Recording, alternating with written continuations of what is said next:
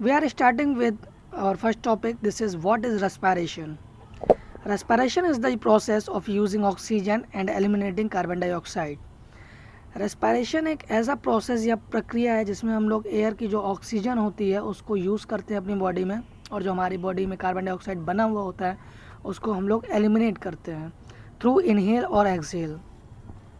It is the process in which human beings inhale air and utilize oxygen presence in the air.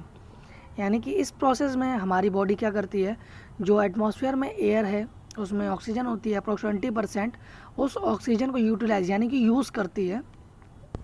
And while exhale carbon dioxide from the body which is form during the chemical reaction. और उसी वे में हमारी body में जो carbon dioxide बनी होती है during the time of chemical reaction, यानी केमिकल रिएक्शन से जो हमारी बॉडी में कार्बन डाइऑक्साइड बनी होती है उसको एक्सहेल करती है. यानी कि मेन रेस्पिरेशन का जो प्रोसेस है वो क्या है, जो हम लोग एटमॉस्फेयर से एयर को इनहेल करते हैं उसमें जो ऑक्सीजन होती है उसका यूटिलाइजेशन करना, और जो हमारी बॉडी में after chemical reactions carbon dioxide बनती है उसका एक्सहेल यानी कि उसको एलिमिनेट कर देना, बाहर की ओर निकाल देना. आपको नीचे की ओर एक रिएक्शन दी हुई है, this is body and after that this is atmosphere. तो होता क्या है यहाँ पे, एटमॉस्फेयर से हमें ऑक्सीजन मिलती है हमारी बॉडी को, और हमारी बॉडी से हम लोग क्या करते हैं, कार्बन डाइऑक्साइड को एटमॉस्फेयर में एलिमिनेट कर देते हैं. This is clear reaction to all of you. Next है हमारा, there are two types of respiration. Respiration के भी टू टाइप्स होते हैं.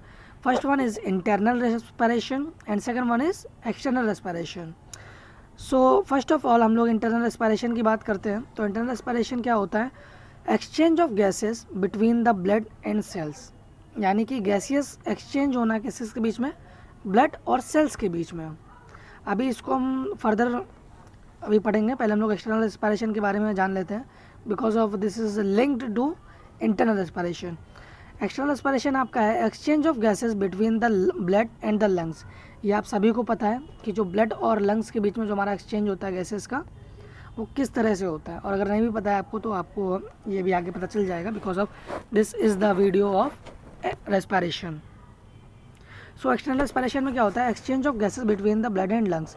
जो हमारा ब्लड होता है, हमारी कैपिलरीज में जो ब्लड होता है, दिस इज़ हमारा जो लंग्स की तरफ ब्लड आ रहा होता है, दिस इज़ डीऑक्सीनेटेड ब्लड. और जो लंग्स होते हैं, लंग्स में हमारे एल्वुलाइज होते हैं, एल्वुलाइज और ब्लड कैपिलरीज के बीच में हमारा क्या होता है, गैसेस एक्सचेंज होता है. यस, यहाँ पर जो आपको ये बल्ब लाइक स्ट्रक्चर दिख रहा है, this is called alveoli. Okay. And second आपको स्ट्रक्चर दिख रहा होगा, this is a pipe shape tube, this is blood capillaries.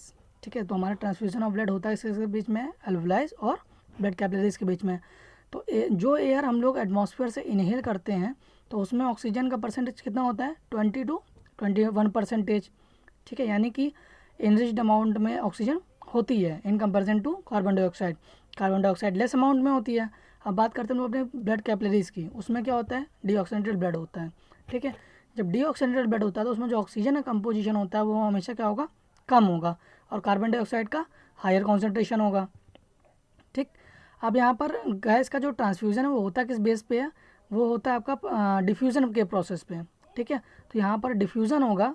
तो डिफ्यूज़न में होता क्या है, जो हायर कॉन्सेंट्रेशन वाला होता है वो किधर की ओर मूव करता है, लोअर कॉन्सेंट्रेशन की तरफ. तो जो हमारा एयर में जो ऑक्सीजन था वो हायर कॉन्सेंट्रेशन था, तो वो हमारा आ जाएगा ब्लड कैपिलरीज में. और जो हमारी कैपिलरीज में CO2 ज़्यादा था कॉन्सेंट्रेशन, तो CO2 किधर चला जाएगा, एल्वुलाइज में. तो यहाँ पर क्या हो गया, ये this is transfer of gases. तो जो हमें आगे ब्लड मिलेगा वो क्या होगा, enriched with oxygen and less with carbon dioxide. तो ये जो हमारा ब्लड होगा वो हमारा हो जाएगा ऑक्सीजनेटेड ब्लड. ठीक है. अब ऑक्सीजनेटेड ब्लड हो जाएगा तो यहाँ पर क्या हो गया, प्यूरिफिकेशन ऑफ ब्लड हो चुका. तो प्यूरिफाई होने के बाद ब्लड कहाँ पर जाता है, ब्लड जाता है हमारा हार्ट में. हार्ट में हमारा ब्लड जाएगा प्यूरिफाई वाला, वो कहाँ पर जाएगा, लेफ्ट ऑरिकल में. उसके बाद कहाँ जाएगा, वेंट्रिकल में. आफ्टर दैट एओर्टा में. एओर्टा के बाद जाएगा वो आर्टरीज़ में.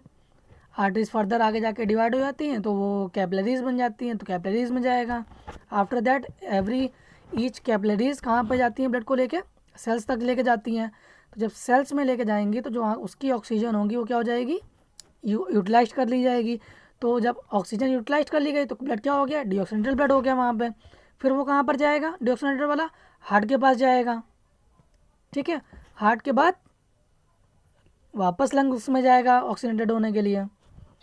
Pathways of air into the body, यानी कि जो हमारी बॉडी में एटमॉस्फेयर से एयर आ रही है उसके पाथवेज क्या है, यानी कि वो कौन कौन से बॉडी पार्ट्स तक होकर आती है हमारे बॉडी में, या हमारे लंग्स में कौन कौन से बॉडी पार्ट से गुजर कर आती है। So first one is nose and lungs. ये आप सभी को बहुत अच्छे से पता है कि जो हमारा रेस्पिरेटरी सिस्टम है ये इन दो के बेसिस पे वर्क करता है।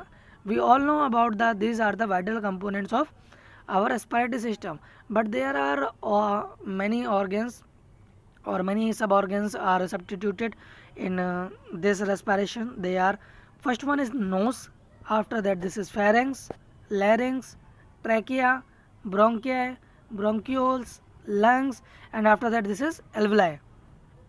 Okay, in next video I am explaining about some effects of nose, trachea, larynx, pharynx, bronchioles, lungs, even the exchange of the gases between blood capillaries and the alveoli. Okay, so मिलते हैं next class में. Bye bye all of you.